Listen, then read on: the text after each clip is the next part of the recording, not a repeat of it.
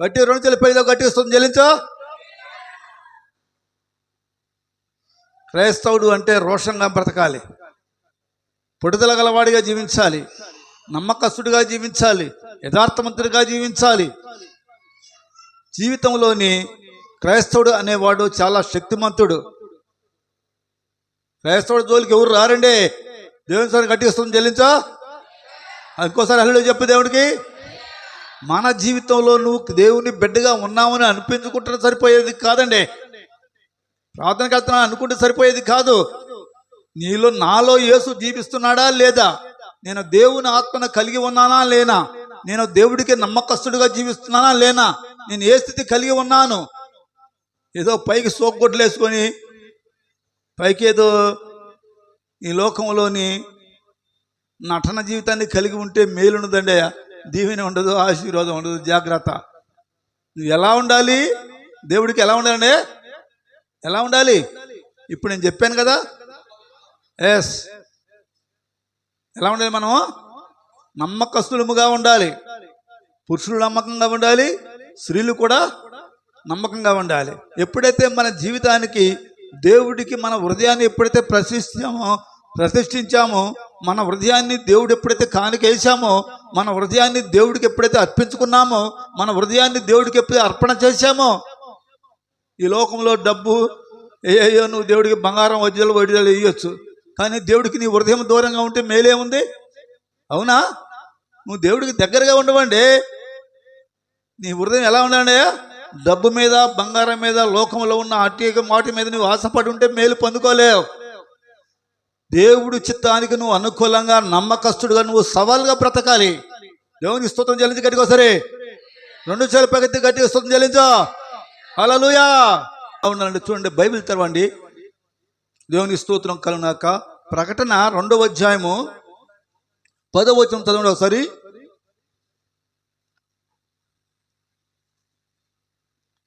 త్వరగా. ఇదిగో అమ్మా, ఇదిగో శోధించబడినట్లు అపవాది మీలో కొందరిని చెరలో వేయించబోచున్నాడు 10 దినములు శ్రమ కలుగును. మరణము వరకు నమ్మకముగా ఉండుము. దేవుని స్తోత్రం చెల్లించి గట్టిగా సరే. సవాల్గా బ్రతకాలి, నమ్మకంగా బ్రతకాలి, యథార్థవంతుడిగా బ్రతకాలి. 10 దినాలు కాదు, ఎన్ని దినాలు నీకు శ్రమ వచ్చినా ఎలా ఉండాలయ్యా? నమ్మకాన్ని కోల్పోకూడదండి. దేవుడు మనతో ఉన్నాడు. దేవుని స్తోత్రం. హల్లెలూయా, హల్లెలూయా, హల్లెలూయా. పాట యేసయ్య పాట పాడాలి ప్రతి చోట, పాడాలి ప్రతి నోట, పాడాలి ప్రతి చోట,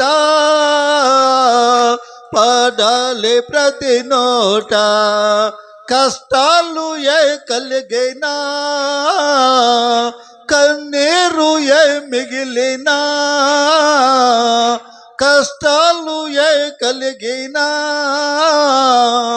కన్నీరు ఏ మిగిలినా, స్తుతి పాటనే పాడుతా, ప్రభు యేసునే వేడుతా. స్తుతి పాటనే పాడుతా, ప్రభు యేసునే వేడుతా, ప్రభు యేసునే వేడుతా, ప్రభు యేసునే. జీవితంలోని మనం ఎప్పుడు కూడా బాధలు, కష్టాలు, ఇరుకులు, ఇబ్బందులు, శ్రమలు, నిందలు, అపనిందలు, అవమానాలు వచ్చినాయి అని ఎప్పుడు కూడా నువ్వు ఎలా ఉండాలయా? దారి తప్పిపోయే స్థితిలో నువ్వు రాకూడదు. దేవుని స్తోత్రం కలుగుగాక. మన దారి దైవ చిత్తానికి అనుకూలంగా జీవించే దారి. దేవునికి స్తోత్రం కలుగుగాక. దైవ భయం కలిగి దేవుడికి నువ్వు నమ్మకంగా జీవించే మార్గం. దేవుని స్తోత్రం కలుగుగాక. ఇంకొక పదంగా చూడండమ్మా. అదే ప్రకటన గ్రంథము 10 దేవుని స్తోత్రం 2వ అధ్యాయంలోనే 17వ వచనం కాడ నుంచి 14వ వచనం వరకు చదవండి ఒకసారి. సంఘముతో ఆత్మ చెప్పుచున్న మాట చెవిగలవాడు వినుగాక జయించు వానికి మరుగయ్యున్న మన్నాను భుజింపనిత్తును మరియు అతనికి తెల్లరాతినిత్తును ఆ రాతి మీద చెక్కబడిన ఒక క్రొత్త పేరుండును పొందిన వానికే గాని అది మరి ఎవనికి తెలియదు చదువు బంగారం. తుయతైరలో ఉన్న సంఘపు దూతకు ఇలాగు వ్రాయము. దేవుని స్తోత్రంలో హల్లెలూయా. జీవితంలోని ఎప్పుడు కూడా మన స్థితిని మనం ఏం చేసుకున్నాం, ఆయన భద్రపరచుకోవాలి, నిన్ను నీవే కాపాడుకోవాలి. చెప్పొచ్చున్న మాట ఎవరండి వినేది? ఎవరండి చెవులు లేవా అందరికీ? ఆత్మ చెప్పుచున్న మాట చెవి గలవాడు ఇరునుగాక అంటుంది. నువ్వు వినాలి అంటే దేవుని ఆత్మ నీతో మాట్లాడుతుందని గుర్తుంచుకో. నువ్వు విను. నీ చెవులు చెవిటి కావండి. నువ్వు చాలా దేవుడికి ఇష్టకరమైన బిడ్డవు. నేను బహుగా ప్రేమించి దేవుడు నీకు చెవిటి వారిగా ఉంచకుండా మంచి బిడ్డగా ఉంచాడు. ఆత్మ చెప్పుతున్న మాట చెవి గలవాడు ఇరునుగాక అంటుంది. నీకు చెవులున్నాయి, చక్కని చెవులు ఉన్నాయండి. ఇవాళ ఎంతమంది లేరు చెవులు వినపడక? అవునా కదా? మరి దేవుడు నీకు చెవులు ఇచ్చాడు కదా. ఎందుకు ఇచ్చాడు దేవుడు నీకు? దేవుని వాక్యం వినటానికే, దేవుని మాట నీ హృదయంలో భద్రపరచుకోవటానికే, నువ్వు ఆయన బిడ్డగా జీవించడానికే. దేవుని వాక్యం నీలో జీవిస్తూ ఉంటే అపవాది నీ జోలికి రాదండి. అపవాది నీ మీద పెత్తనము చేయదండి. అపవాది తన స్వాధీనంలోకి లాక్కోదండి, తన స్వాధీనం చేసుకోలేదు. కారణం ఏంటి అంటే అపవాది నీలో పనిచేస్తుంది అంటే నీలో దేవుని వాక్యం నివసించటదని గుర్తింపు. చాలా జాగ్రత్తగా నీ మనసులో నువ్వు దేవుని బిడ్డవై ఉండి దేవుని వాక్యం నీలో లేకపోతే, నువ్వు అన్నిటికీ అలవాటు పడిపోతే నువ్వు దేవుని బిడ్డవ అవుతావా? కాలేవు. దేవుని బిడ్డ ఎలా ఉండాలి? దేవునికి నమ్మకమైన బిడ్డగా జీవించాలి. దేవుని సరే గట్టిగా స్తోత్రం చెల్లించు. నమ్మకస్తుడిగా ఉండాలి, యథార్థవంతుడిగా ఉండాలి, యోగ్యుడిగా నువ్వు ఉండాలి, ప్రత్యేకించబడిన బిడ్డగా నీవు ఉండాలి. దేవునిగా మనకి స్తోత్రము కలుగును గాక. చాలా మంది బైబిల్లో చాలా భక్తులు ఉన్నారు. వారిని చూసి మనం నేర్చుకుందామని ముందుగానే నేను చెప్పాను. నువ్వు ఏ స్థితి కలిగి ఉండాలి అంటే, నువ్వు ఏ స్థితి కలిగి ఉండాలంటే నమ్మకంగా కలిగి ఉండాలి. నువ్వు ఇవాళ చాలా మందికి భార్య మీద భర్త నమ్మకం ఉండదు, భర్త మీద భార్య నమ్మకం ఉండదు. ఉందంటే ఆ ఇల్లు ఎలా ఉంటుంది? దేవుని నామానికి స్తోత్రం కలుగును గాక. నువ్వు ఒక్కరిని నమ్మటం మంచిది కాదు కదండి. దేవుని నమ్మ ముందు. యేసుని నమ్మితే అన్నీ దేవుడు సక్కరం చేస్తాడు. నీ కుటుంబాన్ని, నీ బిడ్డను దిద్దుతాడు. అన్నీ నీ ప్రవర్తన, నీ బ్రతుకు, నీ సమస్త యావత్తు అన్నిటిని దేవుడు దిద్దుబాటు చేస్తాడు. ఎప్పుడు చేస్తాడు దిద్దుబాటు? నువ్వు నమ్మకస్తుడిగా ఉంటే, నమ్మకస్తురాలుగా ఉంటే నీతో పాటుగా నీ బిడ్డలకు కూడా నమ్మకస్తుడుగా జీవిస్తారు. వారికి నువ్వు చెప్పనవసరం లేదు. నువ్వు మోకరించి ఎప్పుడైతే ప్రార్థన చేస్తుంటావో నిన్ను చూసి వాళ్ళు కూడా మోకరిస్తారు. అయ్యా ప్రార్థన చేయరా, ప్రార్థన చేయని చెప్పనవసరం లేదు వాళ్ళకి. ముందు నువ్వు మోకరించు, తర్వాత నీ బిడ్డలు మోకరిస్తారు. అమ్మ చూడే ప్రార్థన చేస్తుంది, మా నాయన చూడు ఎలా ప్రార్థన చేస్తున్నాడు, నేను కూడా చేద్దామని దృష్టి వాడికి వచ్చేస్తుంది. వస్తుండే నువ్వు ప్రార్థన చేయలేదు అనుకో, నువ్వు ఈ లోకానుసారమైన పుస్తకాన్ని చదువుకున్నావు అనుకో, చెడు మాటల పుస్తకం చదివేవాళ్ళు లేరండి లోకంలో. అబద్ధాలను దేవునికి స్తోత్రం కలుగుగాక. మంచిదాన్ని చెడుగా చేస్తారు, చెడు పని మంచిగా చేస్తారు. ఎవరండి వాళ్ళు? ఎవరండి చెబుతారా? నేను చెప్పమంటారా? మంచి పనిని చెడు పనిగా మారుస్తాడు, మంచి మాటను చెడ్డ మాటగా మారుస్తాడు, చెడ్డదాన్ని మంచి మాటగా మారుస్తాడు. ఎవరండి వాళ్ళు? దేవుని స్తోత్రం కలుగుగాక. కొద్దిగా వచ్చింది నీ చెప్పిన మాట, దుష్టుడి మాట వాస్తవమే. కానీ ఇంకా ఎవరు వాళ్ళు? ఈ లోకంలో జీవించే వాళ్ళు ఎవరు వాళ్ళు? దేవుని నామానికి స్తోత్రం కలుగుగాక. చాలా జాగ్రత్తగా ఉండాలి.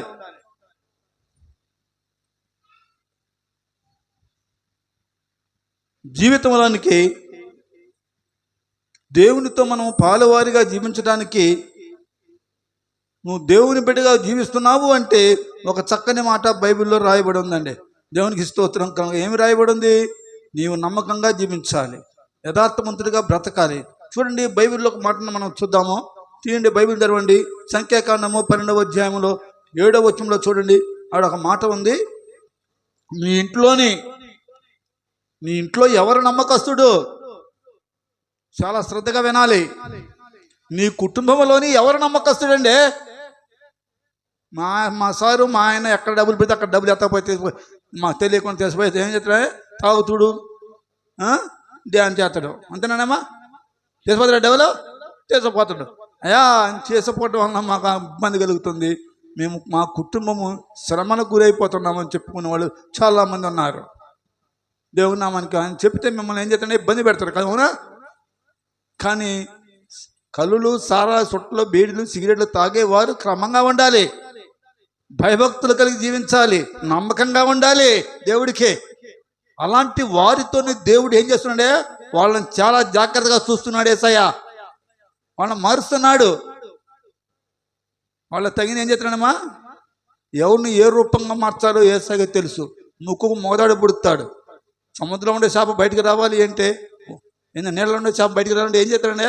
గాలం వేస్తాడు, అవునా? యేసయ్య దగ్గర ఆ గాలం లేదా? లేదండి. ఉందా లేదా? ఉందని కూడా చెప్పేకెత్తండి. దేవుని స్తోత్రం కలుగుగాక. Praise the lord, praise the lord. Yesayya దగ్గర ఏముందండి? గాలం ఉంది, జాగ్రత్త. ఆ గాలానికి ఎప్పుడైనా యేసయ్య ముక్కు మోదాడు పుడుతుడు, జాగ్రత్తగా ఉండు. దేవుడి మాట వినకపోతే, దేవుడి మాట నమ్మకంగా జీవించకపోతే, యథార్థమైన ప్రవర్తన లేకపోతే నీ ముక్కుకు మోదాడు పుడుతాడు దేవుడు. జాగ్రత్తగా జీవించు, భయభక్తులు కలిగి జీవించు. జీవితంలో చాలాసార్లు దేవుని నామానికి స్తోత్రం కలుగును గాక. మనం బ్రతికినంత కాలం కూడా దేవుడి మాట వినటానికి చూడండి. బైబిల్ చదవండి. సంఖ్యాకాండము 12వ అధ్యాయము 7వ వచనం చదవండి. అతడు నా ఇల్లంతటిలో నమ్మకమైన వాడు, నేను గూఢ పాపములతో కాదు, దర్శనమిచ్చి ముఖాముఖిగా అతనితో మాట్లాడుదును. అతడు యెహోవా స్వరూపమును నిదానించి చూచును. ఏందమ్మా? యెహోవా స్వరూపమును నిదానించి చూచును. కాబట్టి నా సేవకుడైన మోషేకు విరోధముగా మాట్లాడుటకు మీరేలా భయపడలేదనెను. దేవునికి స్తోత్రం చెల్లించి గట్టిగా ఒకసారి. భయభక్తులు లేకుండా దేవుని సేవకుడు లేడనుకొని, దేవుని సేవకుడు లేదు, వాళ్ళ బిడ్డలు ఎవరు లేరని ఏం చేస్తున్నాడు? జనాభా ఏం చేస్తున్నాడు? దూషిస్తున్నారు, నిందిస్తున్నారు. అలాగా దూషించి నిందిస్తే మరి యేసయ్యకు బాధపడ్డాడే? తన బిడ్డలని ఏదంటే ఊరుకుంటాడా? తండ్రి ఊరుకుంటాడా? మోషే ఎవరండి? దేవుడికి నమ్మకస్తుడు. గట్టి చప్పట్లు కూడా ప్రభువును మహింపచ్చు. దేవుని స్తోత్రం చెల్లించు కూడా చప్పట్లు. ప్రభు నామానికి మహిమ కలుగును గాక. నువ్వు నమ్మకమైన జీవితాన్ని కలిగి ఉండు. పరిశుద్ధాత్మ దేవునికి భయభక్తులు కలిగి జీవించు. నిన్ను ఎవరైనా ఏదైనా అంటే యేసయ్య ఊరుకునేవాడు కాదు. వాళ్ళకి ఏం చేస్తాడే? ముక్కుకు మోదాడు పడుతుడు, జాగ్రత్త. దేవుని దాసుని కానీ, దాసులను కానీ, వాడి కుటుంబాన్ని కానీ ఎవరైనా ఏమైనా అంటే యేసయ్య ఊరుకుంటాడా? ఊరుకోడు, జాగ్రత్త. ఈనాడు లోకంలో చాలా మంది కూడా అబద్ధపు మాటలు అలవాటు అయిపోయింది. ఇటు మాటలు అటు మాటలు ఇటు చెప్పుకొని నీ విశ్వాసాన్ని కోల్పోతున్నావు. నీవేదో దేవుడు ₹1 ఎత్తి నేను 15 రూపాయలు ఇచ్చినా, 50,000 ఇచ్చినా, 20,000 ఇచ్చినా, లక్షలు ఇచ్చినా, 10 లక్షలు ఇచ్చినా చెప్పుకుంటారు. దేవుడు ఏం చెప్పాడు? నువ్వు వేసేది ఒకరు కానికే, నువ్వు కుడి చేతికి ఇచ్చేది ఎడమ చేయి కూడా తెలియదు అని బైబిల్లో రాయబడి ఉంది. నీ ఇష్టానుసారంగా కేకల రంకలు ఏమని కాదండి, రహస్యంగా ఇవ్వమన్నాడు దేవుడు. కుడి చేత్తో ఇచ్చేది ఎడమ చేయి కూడా తెలియకూడదు. నువ్వు 10 రూపాయలు ఇచ్చి నేను వాళ్ళ ఇల్లంతా నేనే బతికెత్తానంటే యేసయ్య ఊరుకుంటాడా? ఏం చేస్తాడు? వాత పెడతాడు. జాగ్రత్త, నేను స్తోత్రం. నీ పంట తక్కువైపోద్ది, నీ కుటుంబం శ్రమలో పాలైపోతావు. నువ్వు అనుకుని నెరవేర్చబడవు. నువ్వు ఎంత తెల్లారిలో పరం చేయి, ప్రయోజనం ఉండదండి. దేవుని నామానికి మహిమ కలుగును గాక. మన జీవితంలో మనము కూడా చూడండి ఎన్నో శ్రమలు అనుభవించాడు. మన ఉదాహరణ తీసుకుందాం. ఎవరండి? యోసేపు. దేవుడికి ఎంత నమ్మకస్తుడిగా జీవించాడు. జీవించాడా? యోసేపు నమ్మకస్తుడిగా జీవించాడు, యథార్థవంతుడిగా బ్రతికాడు, రాజుగా మారిపోయాడు. నీ జీవితంలో నువ్వు యథార్థత లేకుండా జీవిస్తే దేవుడు నిన్ను ఎలా దీవిస్తాడు, వర్ధల చేస్తాడు. నువ్వు అటు ఇటు ఇటు అటు తిరగకూడదు, నమ్మకంగా దారిలో నడు. దేవుని స్తోత్రం. హల్లెలూయా, హల్లెలూయా. దేవుడు నీకు మేలు చేయకుండా ఏమి ఉండడు. నీ ప్రార్థన ఎలా ఉంటాయా? పవర్, శక్తివంతమైన ప్రార్థన ఎవరిదండయా? మోషే గారిదే. గట్టి ప్రార్థన చేయి, గట్టి చప్పట్లు కూడా. జీవితంలో నీ అలాంటి పట్టుదల కలిగిన ప్రార్థన మనందరం కలిగి జీవించాలండి. ఉండాలా అలాంటి పట్టుదల? మన సంఘానికి వస్తే ఎలాంటి రోగస్తుడు ఎక్కడికి ఎత్తకొచ్చినా, ఆటోలో ఎత్తకొచ్చినా, ఈ చర్చిలో ఇక్కడ పడేస్తే ఏమైపోతుందంటే ప్రార్థన చేస్తే ఉదయం వచ్చినప్పుడు సాయంత్రం లేచి వెళ్ళిపోతాడు, ఆరోగ్యవంతులు అయిపోతున్నారు. మరి వచ్చేవారు రాడండి, వత్తరా నాకు రోగం తగ్గింది ఇక్కడ ఎందుకు పోవటం, మళ్ళీ కళ్ళ కనపడరా. ఈ స్థితి కలిగి ఉన్నారు. జీవితంలో ఎప్పుడు కూడా నీకు మేలు చేస్తే యేసయ్య, అందరికీ మేలు చేస్తే యేసయ్యని అందరూ కూడా దూషించారు. అవునండి, యేసయ్య అందరికీ భోజనం పెట్టాడా? 5,000 మంది ప్రజలకు యేసయ్య భోజనం పెడితే ఇంకా 12 గంపలు మిగిలిపోయి ఉన్నాయి. యేసయ్యకి అందరూ కూడా ఏం చేయండి, రాళ్ళు వేశారు. తినటం వాళ్ళు అంతే, రాళ్ళు వేయటం కూడా వాళ్ళు అంతే. యేసయ్యకి ఎంత బాధ కలిగేది. అన్నం తిన్న ప్రజలందరూ కూడా ఏం చేశారు? కీడు చేయడం ప్రారంభించారు. దేవునికి స్తోత్రం కలుగును గాక. జీవితంలోని ఎప్పుడు కూడా మనము ఒకరికి మేలు చేయాలి, ఒకరికి దీవెనకరంగా బ్రతకాలే, కానీ మన నోటి మాట ద్వారా కానీ సరే కీడు మాట బయటికి రాకూడదు. బయట దేవునికి స్తోత్రం చెల్లించో, ఇంకోసారి గట్టి స్తోత్రం చెల్లించో. నాకే వినపట్లేదండి. హల్లెలూయా.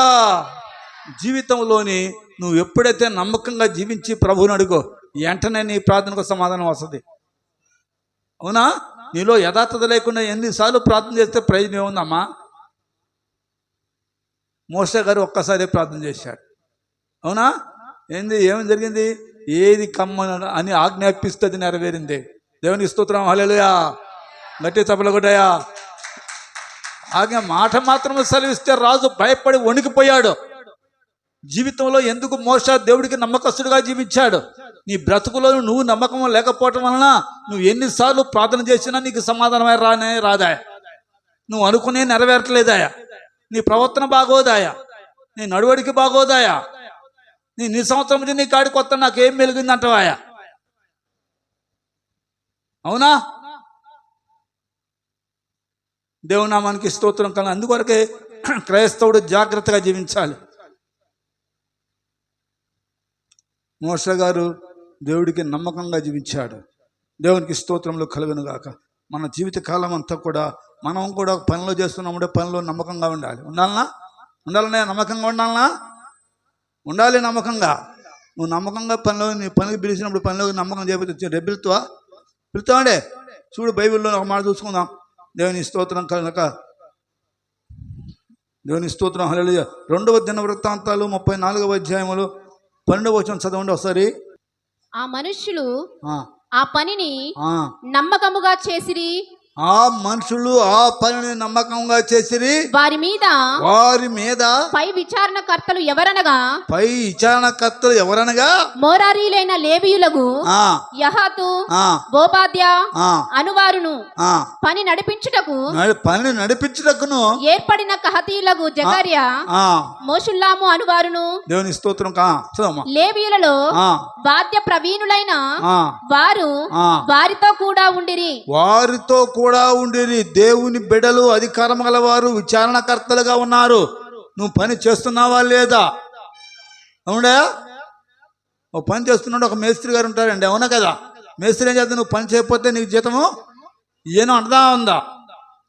నువ్వు రేపు మా పనికి రావద్దు, అవసరం లేదని గద్దెస్తుందామా? చేస్తా చేయదా? అనేక మందిని దేవుడి బిడ్డలు విచారణకర్తలుగా ఉన్నారు. పని చేసే వారి మీద. నువ్వు పనిని నమ్మకంగా చేస్తే నీ మీద ఎవరు విచారణ చేయరండి. నువ్వు చేసే పని ఎటువంటి పని?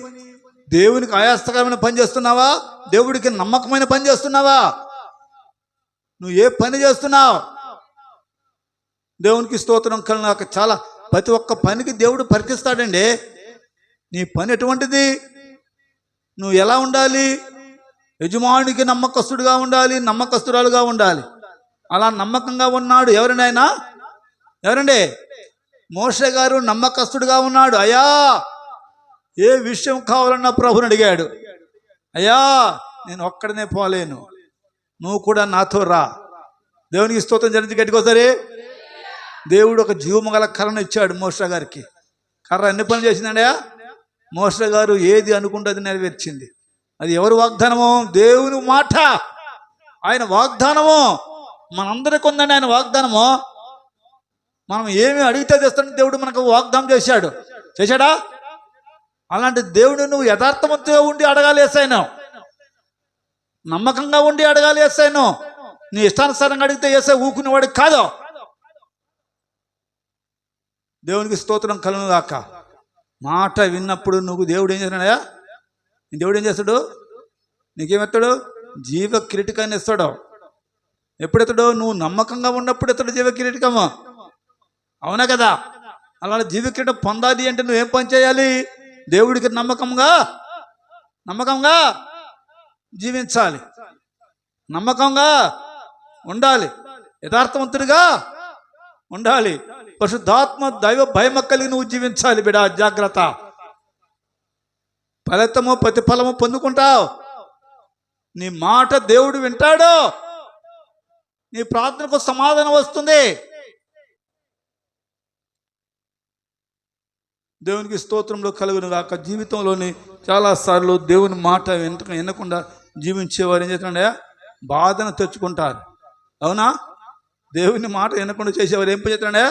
తన బాధను కొనకొచ్చుకుంటారండి, బాధ తెచ్చుకుంటారు. నువ్వు దేవుని మాట వినకపోతే బాధ తెచ్చుకోవటమే. శోధన కాలము బహుప్రియమాయను సార్థకమాయను దేవుని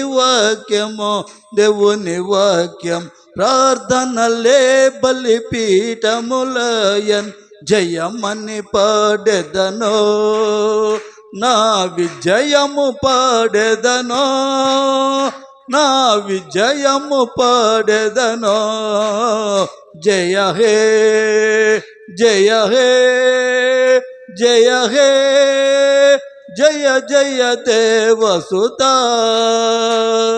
జయ జయ విజయ సుత జయ హే. హల్లెలూయా. జీవితంలో నువ్వు జయము కలిగి జీవించాలి అంటే దేవుడు నీ పక్షాన దేవుడికి ఏం కలగండి? జయము కలగాలి. నువ్వు జయము సంపాదించుకుంటావు. నీ ప్రవర్తన బాగోకపోతే, దేవుని మాట వినకపోతే నువ్వు బాధ అంతా కొని తెచ్చుకుంటావు. బాధ కలిగింది, అయ్యా నాకు బాధ కలిగింది, దాసుడు చెప్పుకుంటా. అవునా? అవునండి, చెబుదా? జీవితంలోని నేను నీవు సరిదిద్దుకో జాగ్రత్తగా. దేవుని మాట విను. దేవునికి స్తోత్రము కలుగును గాక. ఎల్లప్పుడూ కూడా పరిశుద్ధాత్మ దేవుడు నిన్నేం చేస్తుండే? ప్రేమిస్తున్నాడు. కాబట్టి నువ్వు బాధను తెచ్చుకోమాక, నువ్వు కన్నీళ్లు విడవమాక. బాధ వచ్చినప్పుడు ఏం చేస్తుండే? కన్నీళ్లు విడుస్తావు. అవునా? కన్నీళ్లు విడిస్తే వేస్తే ఊరుకోడు. బిడా ఎందుకు ఏడుస్తున్నావు? దేవునికి స్తోత్రం. హల్లెలూయా, హల్లెలూయా. దేవుడు వద్దన్న పని చేస్తే కన్నీళ్ళు ఎడవండి. అవునా? నువ్వు వద్దన్న పని, దేవుడు చెప్పిన పని చేయకుండా దేవుడు వద్దన్న పని చేస్తున్నావు. బాధను కొని తెచ్చుకుంటున్నావు. ప్రార్థన చేస్తావు, ఎవడు మంత్రగాడి దగ్గర పోతావు, వాడు అంతరం కడితే తెచ్చుకుంటావు. అవునా? నువ్వు క్రైస్తవుడేనా? నువ్వు క్రైస్తవ బిడ్డవేనా? ఉంటామండి. క్రైస్తవుడు పోతారా? ఎవడండి వాళ్ళు? అలాంటి వాళ్ళు ఎవరండి వాళ్ళు? దేవుని నామానికి స్తోత్రం కలుగును. అపనమ్మకస్తులు, దేవుని మాట వినేవారు, శ్రమ తెచ్చుకునేది వాళ్ళే, ఇబ్బంది తెచ్చుకునేది వాళ్ళే, నిందల పాలయ్యేది వాళ్ళే, అవమానకరంగా జీవించే వాళ్ళు వాళ్ళే, యేసుని అవమానపరిచే వాళ్ళు వాళ్ళే. దేవుని నామానికి స్తోత్రం కలుగును గాక. చాలా జాగ్రత్తకరమైన జీవితం జీవించాలి క్రైస్తవుడు అంటే. అందువరకే బైబిల్ అంటుంది, నువ్వు బాధ కలిగినప్పుడు, కష్టం కలిగినప్పుడు నువ్వు కళ్ళమని నీళ్లు గారుస్తావు. అప్పుడు యేసే ఊక్కోడు, నా బిడ్డ ఏడుస్తుంది. ఆయన నీ యొద్దకు వస్తాడు, నీ మొర వింటాడు, నీ ప్రార్థనకు సమాధానం ఇవ్వడానికి సిద్ధంగా ఉంటాడు. నిన్ను ఎడవనివ్వడు, నీ బాధను తీసేస్తాడు దేవుడు, నీ కష్టాలు తొలగిస్తాడు దేవుడు, నీ సమస్యలు విడిపోతాయి నీ కుటుంబంలో నుంచి.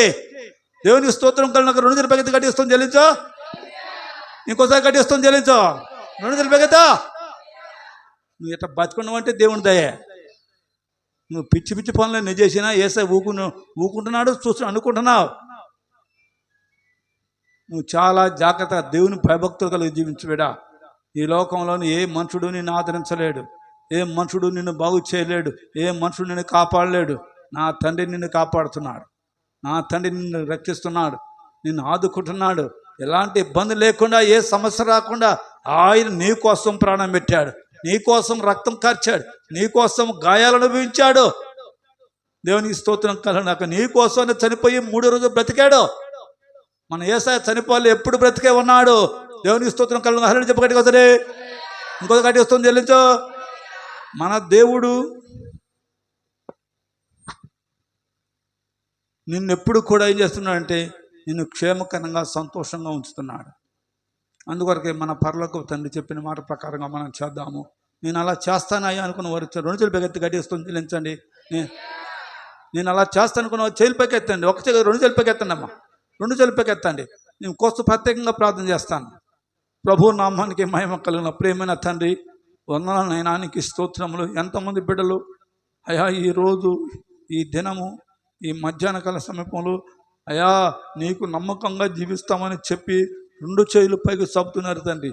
అయా బిడ్డల బ్రతుకాలం అంతా మనము అంతం వరకు నీకు నమ్మకంగా జీవించే భాగ్యం దయచేయి అయా. వారి కుటుంబాలకు ఎలాంటి లోటు లేకుండా వారి కలిగిన సమస్యలన్నీ దూరపరిచి వారి బిడ్డలందరూ ఆరోగ్యవంతులుగా, శక్తివంతులుగా, బలవంతులుగా, నీకు నమ్మకస్తులుగా జీవించే భాగ్యం దయచేయి నాయనా. అయా సులువుగా చిక్కులు పెట్టే శోధకుని గద్దించి నీ సమాధానం ఉంచి నడిపిస్తూ వర్ధిల్ల చేయమని యేసు పరిశుద్ధమైన నామమున అడుగుతున్నాము తండ్రి. ఆమేన్, ఆమేన్. దేవుడి నామానికి మహిమ కలుగును గాక. ఎల్లప్పుడూ దేవుడికి నువ్వు నమ్మకంగా ఉంటావు. ఉన్నాయి మందిరంలో నువ్వు చాలా చేతులు పైకెత్తి ప్రమాణం చేశావా? చేశావు కదా. నమ్మకంగా జీవించక నుంచైనా అపనమ్మకంగా ఉండదు బిడా. దేవుడి నామానికి స్తోత్రం కలుగును గాక. హల్లెలూయా. దేవుని సమాధానం నీకు విని బిడ్డకు దేవుడు దయచేయను గాక. ఆమేన్.